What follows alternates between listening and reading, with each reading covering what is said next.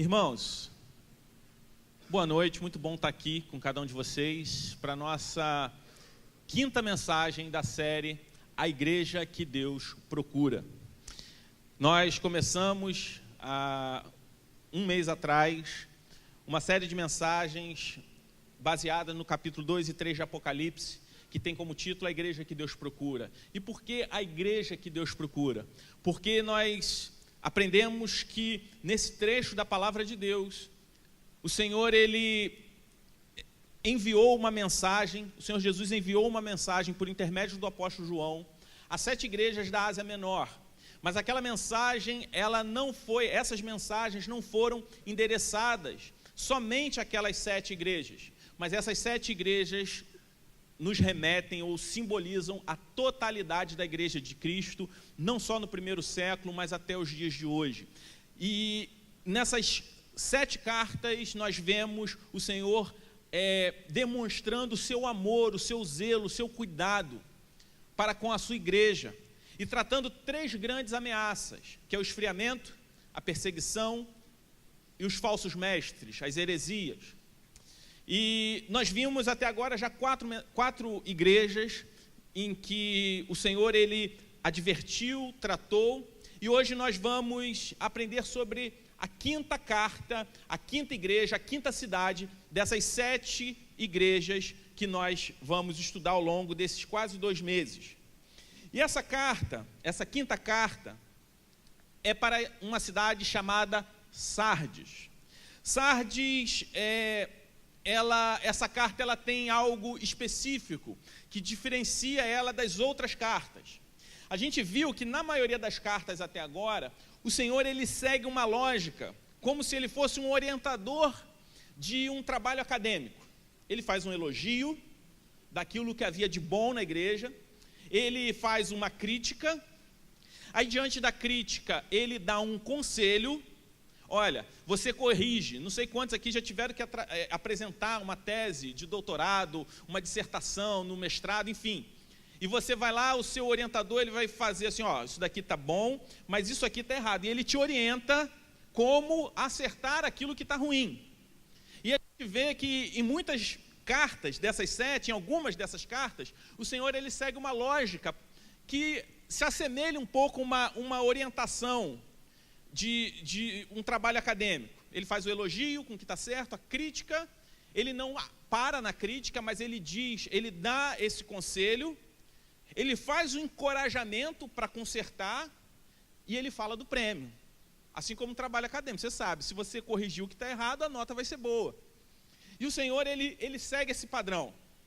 Existem algumas exceções, como nós vimos na igreja, na cidade de Esmirna, que não havia nenhuma crítica, apesar da aparência frágil daquela igreja, uma igreja que parecia que estava morta, mas que na verdade era uma igreja que, apesar de sofrer a ameaça da perseguição, e ser uma igreja que estava sofrendo com a aparência pobre, ela era uma igreja irrepreensível aos olhos de Deus. Então, para aquela igreja, houve não uma crítica, mas um encorajamento diante da dificuldade e um elogio, porque era uma igreja irrepreensível aos olhos de Deus.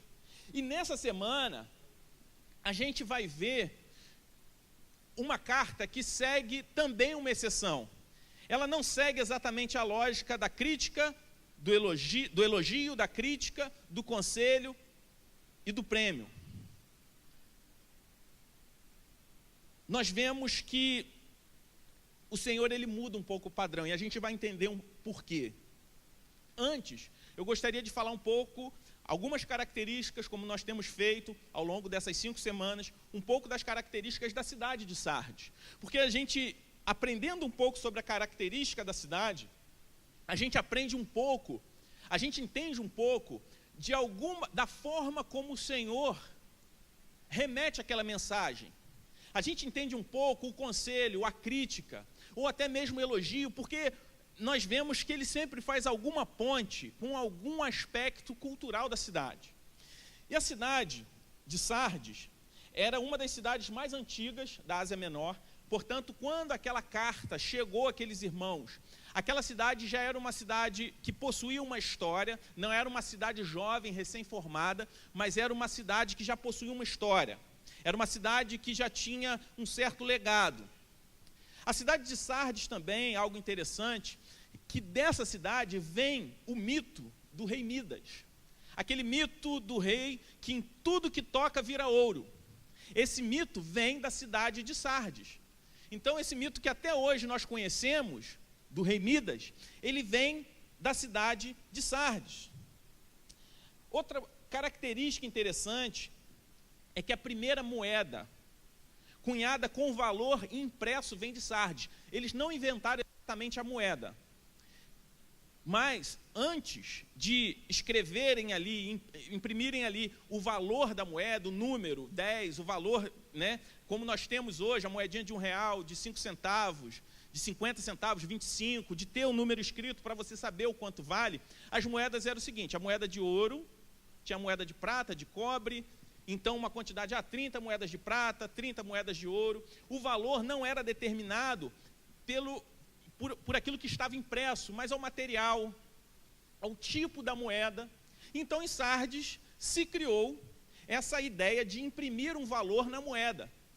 Essa característica vem de lá. Possuía também a fama de administrar bem as suas riquezas. Talvez, inclusive, essa sua fama de administrar bem as suas riquezas, ela tem alguma relação com esse mito do rei Midas, que tudo que tocava virava ouro. Sardes era uma cidade que administrava bem, possuía uma boa administração pública.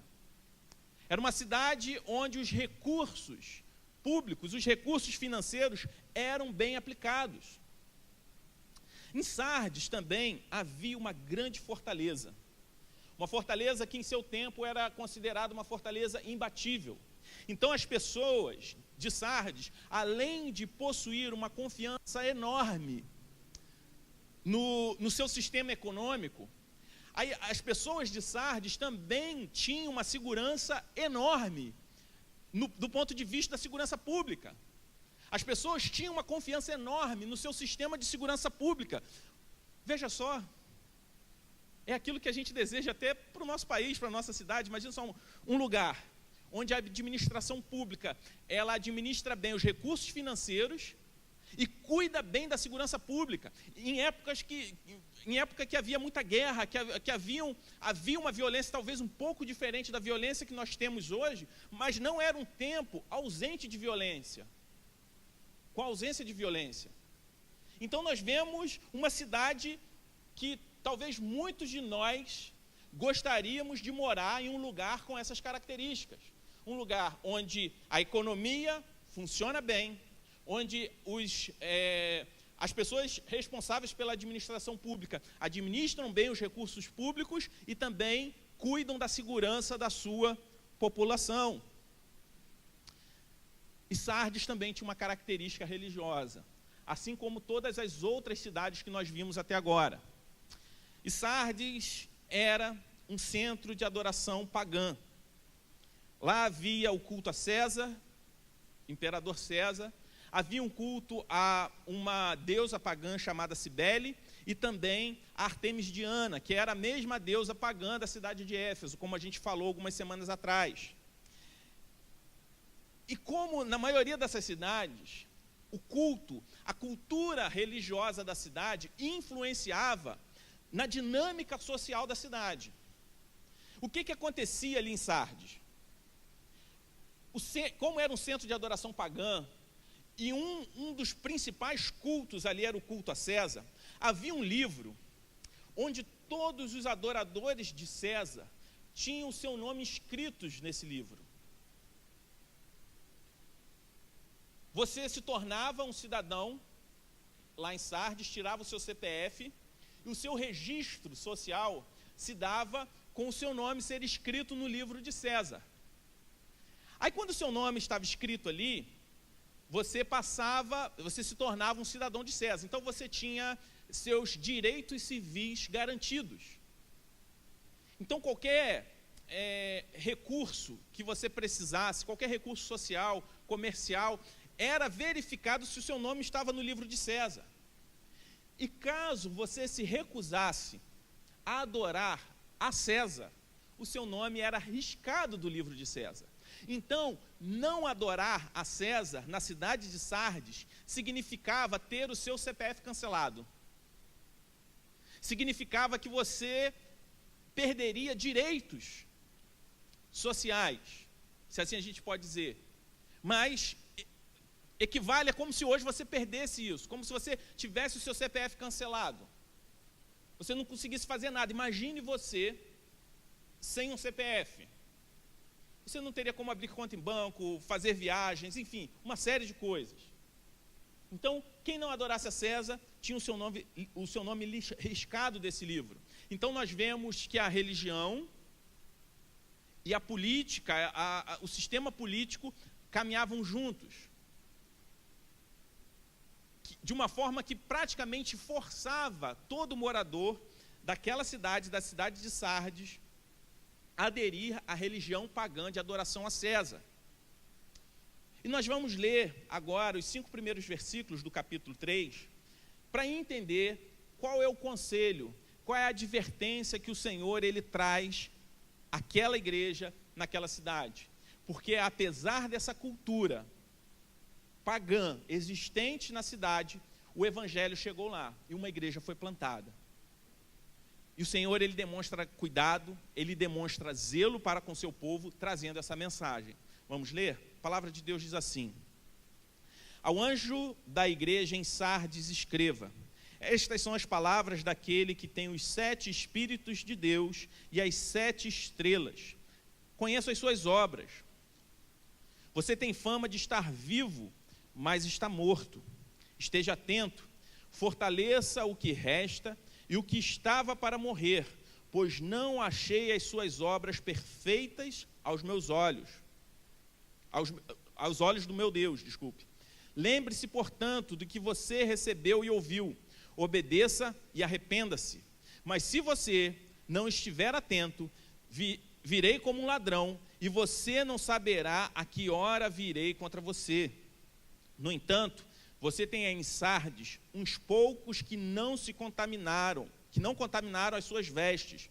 Eles andarão comigo, vestidos de branco, pois são dignos. O vencedor será igualmente vestido de branco.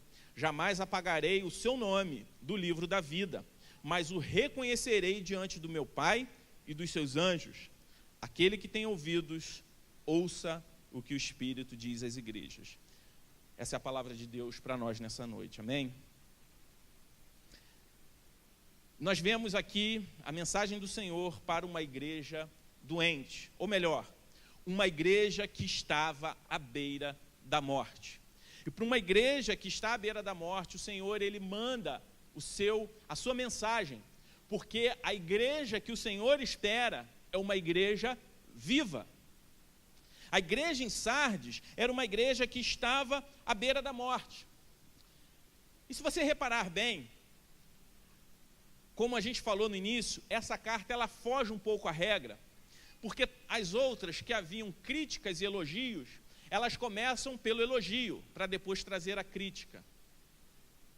Nessa carta, o Senhor ele começa pela crítica.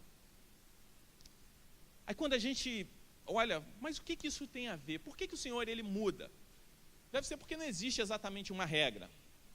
Porque, na verdade, para um estado crítico, é necessário um tratamento agressivo.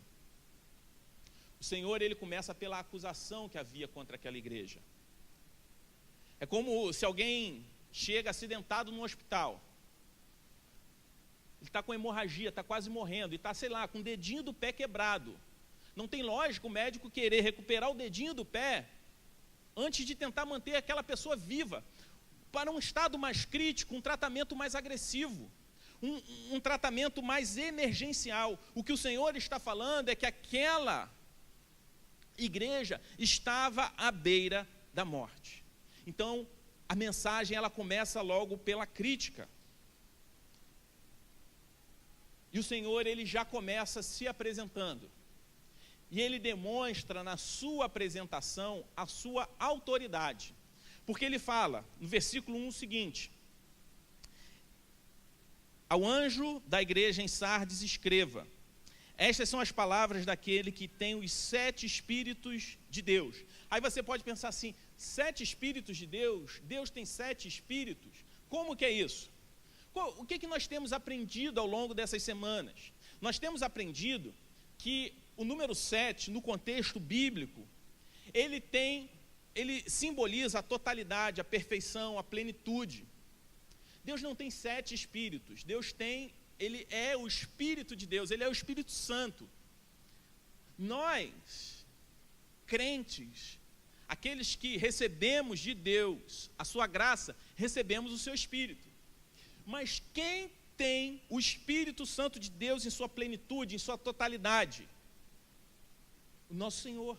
Então ele está falando, a crítica aqui não vem de alguém, de um crítico da igreja, de um ser humano, mesmo cristão, que simplesmente é crítico à igreja. E ele continua falando o seguinte, aquele que tem as 7 estrelas em sua mão, aquele que possui as 7 igrejas, e as 7 igrejas, quando nós vemos nesses 2 capítulos, o Senhor ele não está falando somente dessas 7 igrejas, mas de todas as igrejas, ou seja, eu sou aquele que tenho toda a autoridade e que sou dono, sou o Senhor de toda a igreja.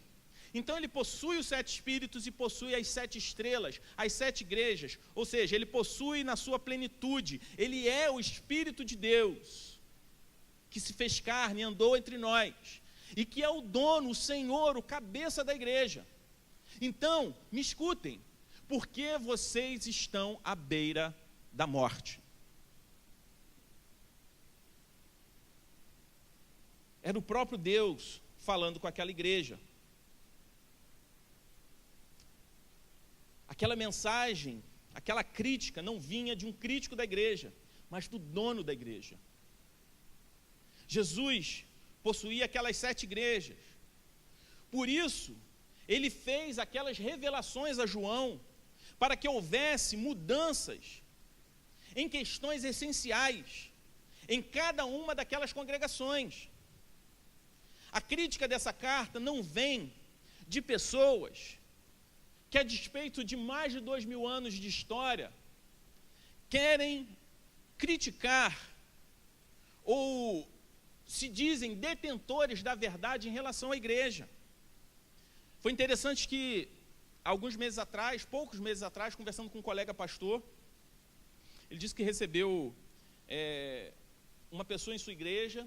Essa pessoa estava congregando, estava fazendo curso de membresia, e a gente sabe que o último ano foi bem difícil no nosso país, a questão da eleição e tudo, isso trouxe muitos embates e tal, e ele procurou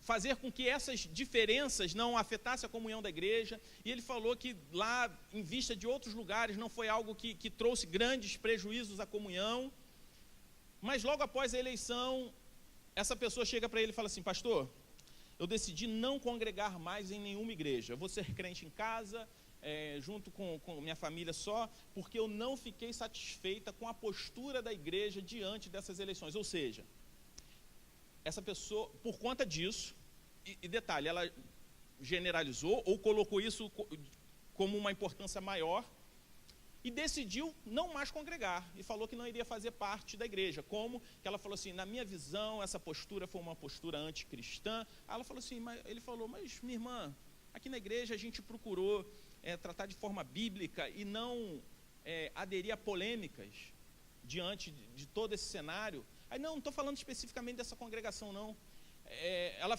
estava falando que estava fazendo aquilo como um ato de protesto, ou seja, eu sou bom demais para congregar na igreja, eu sei melhor do que a igreja, mesmo a igreja sendo composta por pessoas pecadoras, falhas, que erram, às vezes tem opiniões equivocadas sobre vários temas, em vários momentos, mas o que nos une é o sangue de Cristo, o sacrifício de Jesus, a compreensão do Evangelho.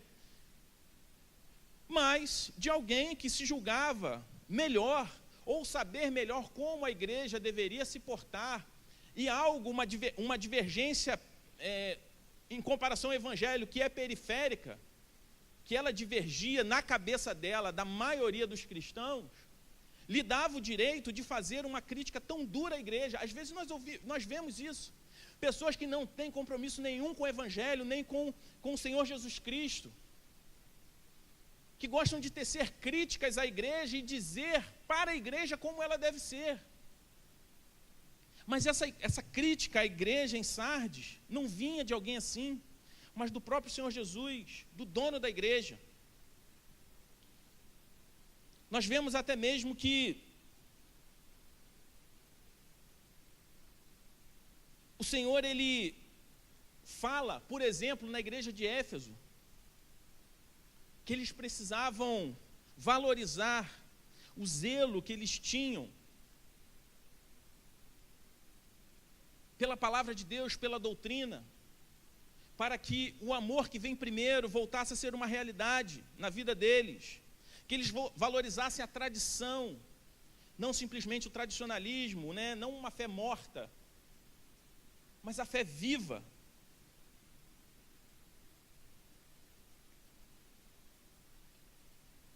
E o Senhor, ele se dirige àquela igreja de uma forma um pouco agressiva, começando pela crítica, porque aquela igreja estava à beira da morte. E todas essas mensagens, e olhando para essa igreja em Sardes, nós tiramos uma lição desses 2 capítulos da Bíblia, que Deus nos ama não por causa da nossa bondade, mas por causa do seu amor. E por causa do seu amor ele nos corrige, porque ele nos corrige porque nos ama. Aquela igreja a igreja em Sardes, estava em um estágio onde ela não era boa o suficiente para receber o amor de Deus. E Deus, ele demonstra amor àquela igreja, não porque aquela igreja era boa, mas porque ele a amava. Porque apesar do seu estágio de quase morte, ele ainda cuidava daquela igreja. Então vamos para a mensagem. O que o Senhor acusa? Qual é a crítica que o Senhor faz àquela igreja? Era uma igreja que tinha fama de estar viva, mas estava morta. O Senhor, ele fala: eu conheço as tuas obras, tem fama de estar vivo, mas está morto. Ou seja, o Senhor, ele não acusa aquela igreja de ser apática. Às vezes você pensa assim, era uma igreja morta. Aí você logo pensa em uma igreja apática. Não, o Senhor, ele fala que aquela igreja possuía obras, mas ele sabia da qualidade daquelas obras, a motivação daquelas obras. Você tem fama de estar vivo, mas está morto. Era uma igreja que parecia ser uma coisa, mas era outra completamente diferente. Era uma igreja que possuía essa fama, mas o Senhor não espera de nós fama. O Senhor espera de nós integridade. E a fama, ou o sucesso, nesse caso, pode ser definido como desejo intenso de ser amado ou aceito a todo custo. Ter sucesso, custe o que custar.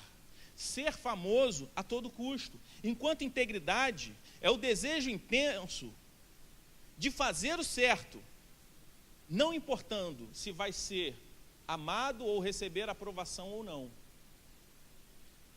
Enquanto a fama é o desejo de ser amado, custe o que custar, desde que eu tenha que fazer o certo ou o errado, o importante é o resultado. A integridade é o desejo intenso de fazer aquilo que é certo, independente das consequências que isso vai me trazer. A igreja em Sardes sofria de um problema. Ela sofria do problema da hipocrisia. A igreja procurava a aprovação no lugar errado. Eles estavam construindo uma identidade baseada em uma aprovação superficial. Procurava viver com uma máscara. Jesus não diz, como nós vimos, que era uma igreja apática, mas diz que o Senhor não aprovava as suas obras. Era uma igreja famosa, ela possuía atividades, era uma igreja admirada pelas outras 6 igrejas. Essas 7 igrejas, elas estavam geograficamente próximas, e a igreja de Sardes era uma das referências para as outras 6 igrejas. Só que Jesus, ele não conhecia simplesmente ou não julgava aquela igreja pela sua fama, porque o Senhor conhecia o seu interior. Era uma igreja admirada por suas obras diante dos homens, mas essas mesmas obras eram reprováveis aos olhos de Deus. Como igreja, meus irmãos, o que nós estamos em busca? Nós estamos em busca de fama ou estamos em busca de integridade? Uma igreja pode se tornar famosa por causa das suas obras, por causa das suas realizações, por causa das suas aparências, e essa fama trazer a admiração dos homens, atrair muitas pessoas, multidões, mas isso tudo vai criar ou vai trazer uma cultura de cliente. Ela não vai trazer discípulos, mas consumidores, para consumir um produto e ter uma experiência hedonista. Mas Deus, ele não se importa com nada disso. Deus, ele não se importa com muitas coisas que às vezes nós damos muita importância. Deus não se importa. A prioridade para o Senhor não é a estrutura, não é o conforto, não é a modernidade nos recursos tecnológicos da igreja, não é na qualidade da banda, na estética do espaço de culto.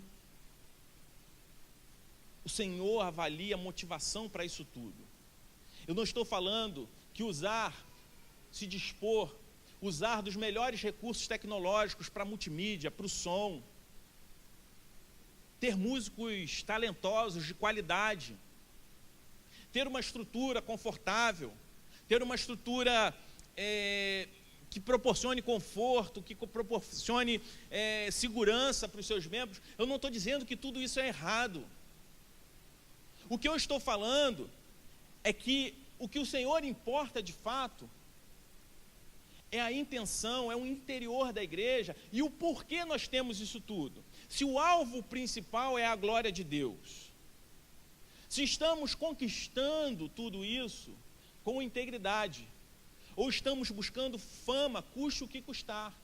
Eu não estou falando que a igreja que agrada a Deus vai ser sempre uma igreja pequena. Não, uma igreja ela pode ser enorme, ter milhares de pessoas. Mas desde que essa multidão de pessoas que frequenta a igreja estejam ali, ou tenham sido alcançadas através de uma conduta íntegra da igreja. O Senhor olha a motivação.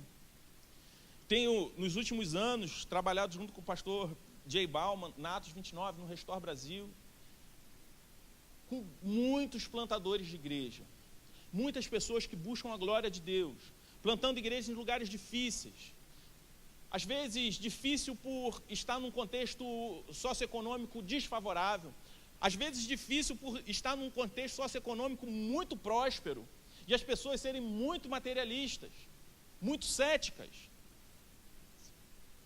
Cada plantador de igreja tem a sua dificuldade dentro da sua realidade. Mas ao mesmo tempo, infelizmente, nós também vemos muitas pessoas que estão em busca de fama, que negociam qualquer coisa, que negociam a sua integridade em nome da fama, em nome dos números, que estão dispostos a negociar a sua integridade em nome de números. O caráter do nosso Deus, ele é santo, não é um caráter variável. Então, se tem muita fama, está atraindo muita gente, mas ao mesmo tempo, comportamentos éticos, uma conduta ética, um zelo pela palavra, se tudo isso está sendo negociado, essa igreja ela está construindo, ela está sendo edificada em cima de uma fama e não exatamente na sua integridade.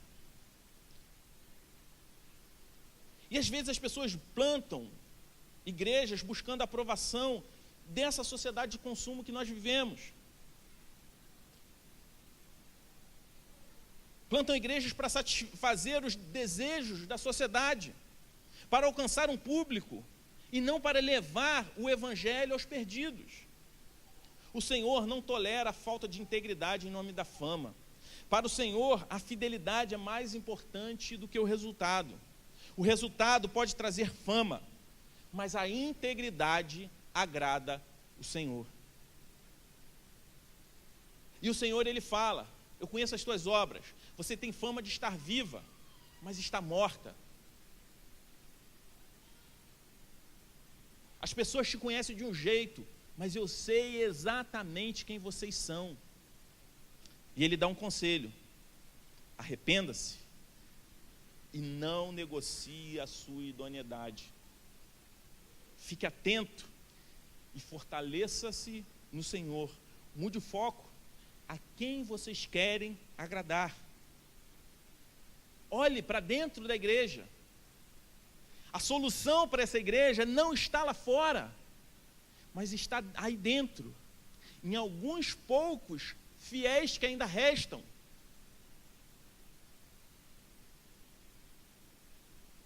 Nós agradamos o Senhor quando somos íntegros e não quando somos famosos.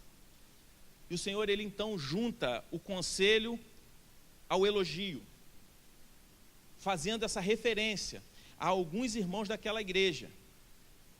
E diz para os irmãos que estão em falta, os irmãos que estão pecando, buscando a fama, que têm uma aparência de vivo, mas estão com a sua fé morta. Ele diz que eles possuem referenciais dentro da própria congregação. E esse é o elogio daquela igreja, que vem depois da acusação. É que apesar de ser uma igreja morta, existiam alguns fiéis no meio deles. Portanto, irmãos, nós precisamos nos lembrar daquilo que Jesus fez por nós e vivermos em uma transformação constante, nunca deixando de obedecer ao Senhor. A nossa identidade está em Cristo, diferente da sociedade de Sardes, que a sua identidade estava em César. A identidade daquelas pessoas estava no fato de ter ou não o seu livro riscado no livro de César. Ter a aprovação da sociedade era ter o livro ali, o nome escrito naquele livro. E às vezes, para manter o nome escrito no livro, as pessoas negociavam a sua integridade diante do Senhor. Mas nós não devemos nos preocupar com a nossa aprovação em nenhum outro lugar. Nós não devemos colocar a nossa identidade em nenhum outro lugar a não ser em Cristo. E é interessante que, olhando para esse fato, a adoração a César, a questão da moeda, nós nos lembramos de Jesus com os discípulos. Quando Jesus é questionado sobre a entrega de impostos. E a moeda, ela possuía o rosto de César. Tinha a imagem de César nessa moeda. E ele é questionado, aí o Senhor fala o seguinte: dê a César o que é de César. Dê a Deus o que é de Deus. O que tinha a imagem de César? A moeda. O que tem a imagem de Deus? Nós somos portadores da imagem de Deus. Então, o que o Senhor está falando, não simplesmente para entregar o imposto. Mais importante do que dar a César, é dar a Deus o que é de Deus. Se a moeda tem a imagem de César, e a moeda é para ser dada a César, e nós temos a imagem de Deus, o Senhor Jesus está falando: deem-se a Deus. Entreguem-se completamente a Deus. Isso é o mais importante. Todas essas outras questões são superficiais diante da importância de ter uma vida íntegra, de entrega completa ao Senhor.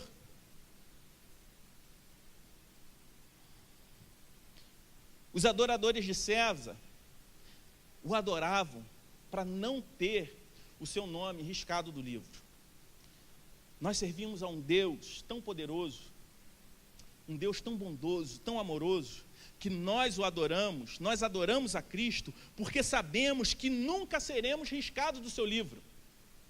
Enquanto os adoradores de César o adoravam para não ter o nome riscado, nós o adoramos porque o nosso nome já está escrito e não pode ser apagado. Porque o nosso nome foi escrito, não porque nós o adorávamos, mas o nosso nome foi escrito para nós o adorarmos. O Senhor, Ele nos amou, escreveu o nosso nome no livro, antes que nós tivéssemos a capacidade de adorar a Ele. Porque nós não fomos aceitos por Deus por aquilo que nós fizemos, mas aquilo que Cristo fez por nós. Essa é a diferença do nosso Senhor, do nosso Deus, para qualquer outro ídolo que o mundo pode te oferecer. Por isso a nossa identidade não está em César, ou em nenhum outro ídolo, mas está em Cristo. E essa carta, ela está sendo escrita a uma igreja enquanto comunidade. Fala a nós aqui, Igreja do Redentor, mas fala para cada um de nós também individualmente, como discípulos de Jesus. Nós vivemos em busca de quê, meus irmãos? De fama ou de integridade? Você tem construído a sua identidade em quê? Em quem você é? Ou naquela personalidade que você segue no Instagram? Aquela vida perfeita que as pessoas colocam no Instagram? Quem de fato você é? Onde você tem construído a sua identidade? César era um ídolo da época. Hoje, pelo menos eu não tenho conhecimento de ninguém que adore a César. Mas nós temos também na aprovação social como um ídolo. E as mídias sociais potencializam isso, de alguma forma. Você tem construído a sua identidade, talvez, em ter um corpo perfeito, para ser aceito em determinado meio. E nós transformamos coisas boas em ídolos, né? Ter um corpo perfeito, uma saúde, não um corpo perfeito, mas ter praticar esportes, exercícios físicos, cuidar do corpo, é algo bom. É ter zelo com o templo do Espírito Santo, é bom para a sua saúde. Mas quando nós fazemos isso de um ídolo e buscamos construir uma aparência, às vezes consumindo substâncias que vão fazer mal para a minha saúde, simplesmente para ter uma aparência saudável, para impressionar ou ser aceito em um meio. Às vezes você não está adorando exatamente a César, mas está buscando a aprovação em cima de algo exterior, para ter o seu nome escrito no livro das pessoas com o corpo perfeito. Mas a idade chega, a saúde acaba, aí rapidamente o seu nome é riscado desse livro, você é esquecido, acabou, porque a sua identidade, ela estava baseada no corpo que você conseguiu cultivar. Isso ocorre também quando a gente busca a aprovação, quer ter o nome escrito no livro da alta sociedade, da cidade onde a gente vive.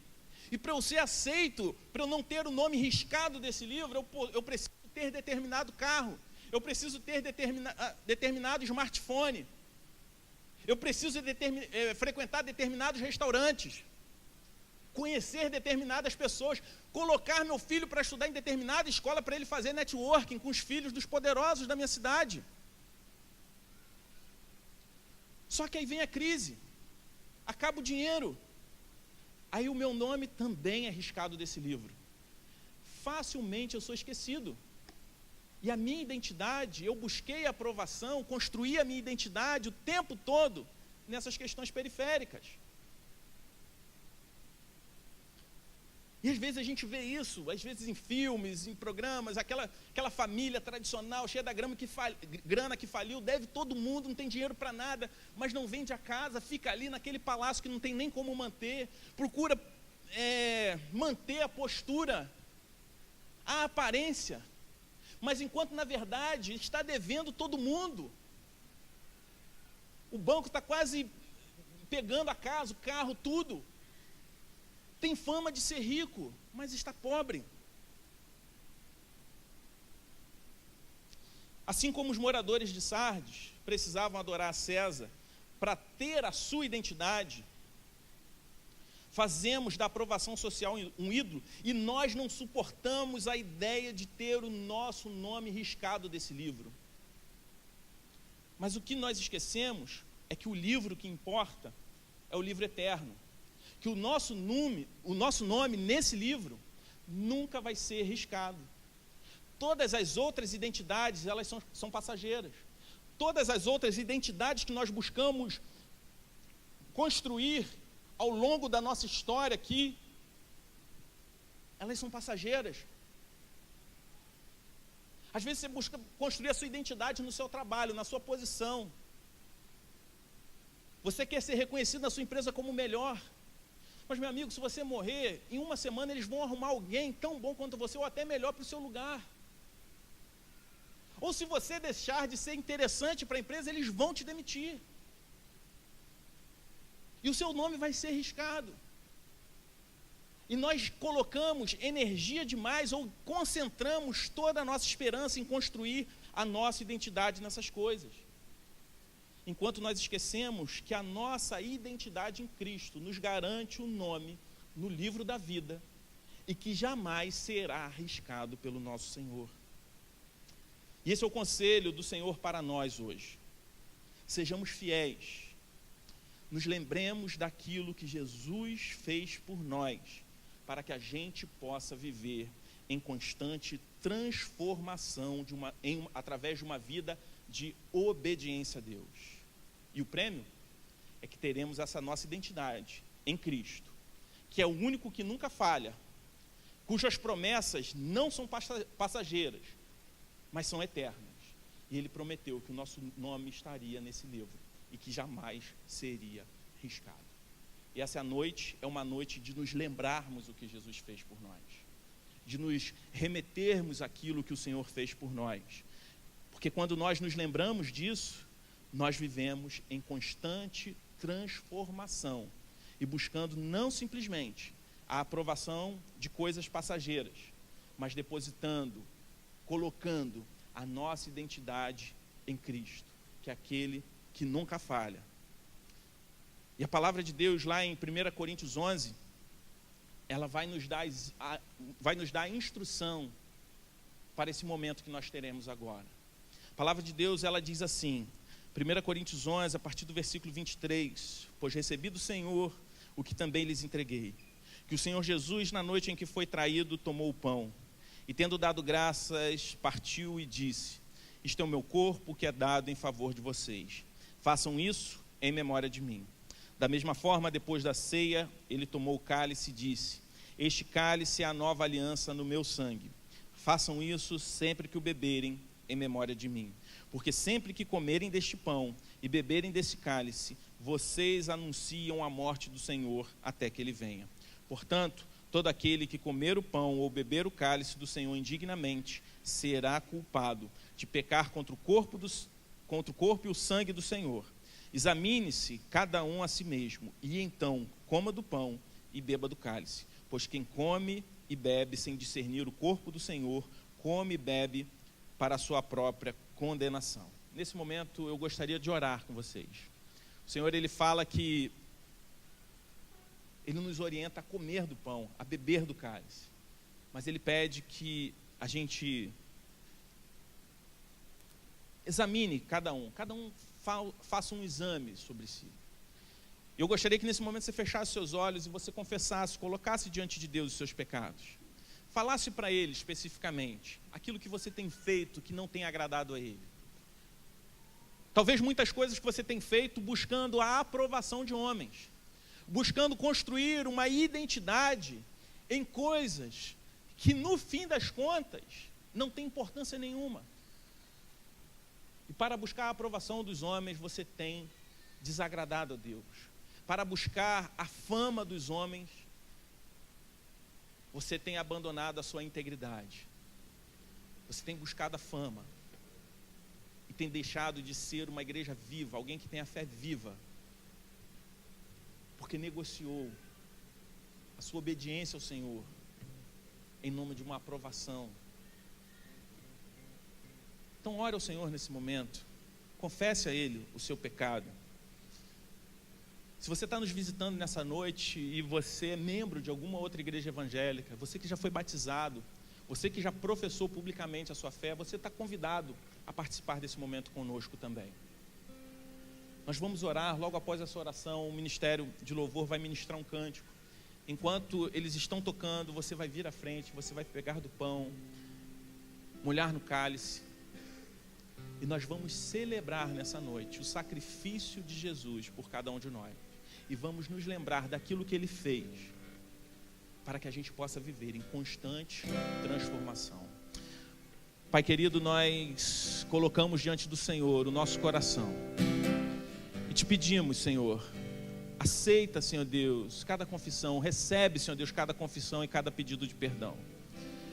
Que nós possamos nos lembrar daquilo que o Senhor fez por cada um de nós e possamos viver em constante transformação.